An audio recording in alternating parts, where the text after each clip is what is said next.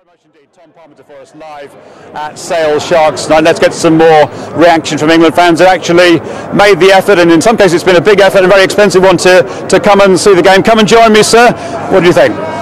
Well, I think that the guys worked hard, they fought all the way, and it's a good turnaround from the beginning of the tournament. But I think the pain on the players' faces at the end said it all. I think if any of them are going to hang around for 4 years, they're going to make a big difference next time round. Did you think the right team won on the night?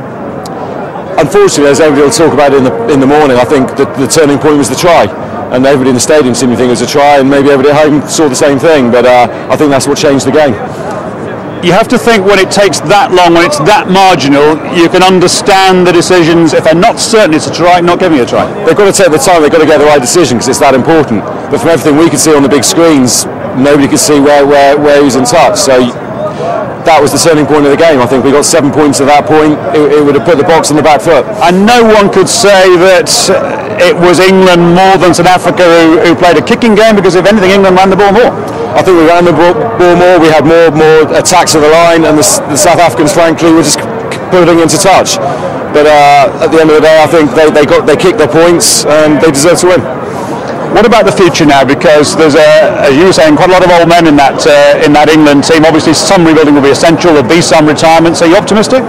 Very optimistic. I mean, you've got people like Tate who had a good game. He's quite influential in what he was doing. You know, I went down to some mini rugby last weekend, and there are 1,000 children on the pitch purely because they saw this World Cup. And if they're getting any inspiration from today, the future's good. And what about you? What's it cost you to get here? My marriage, possibly. Left quite early this morning. Left at 4 o'clock, and we'll be getting home at some point this week. Where are you going to sleep tonight? We've got a Passat estate, which I gather is quite spacey in the bag, so that's the plan. You're serious, aren't you? No, I am serious, yeah. Yes. That's as far as we got it. We don't have a plan B.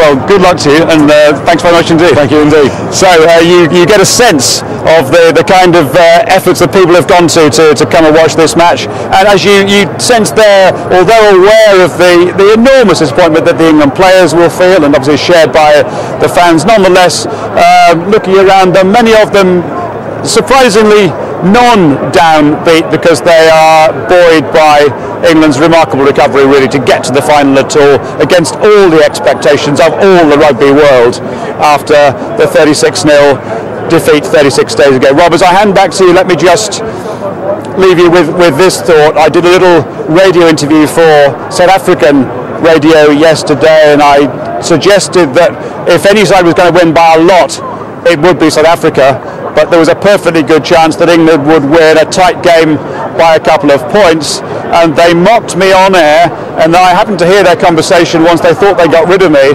and they were saying, geez, that guy really thinks England can get within a couple of points. Geez, it's going to be a slaughter. Well, England proved those guys wrong, proved a lot of people wrong over the last few weeks, but on the night, the better team won. Absolutely, Nick. Thank you very much indeed for your view there from outside the Stade de France in Paris.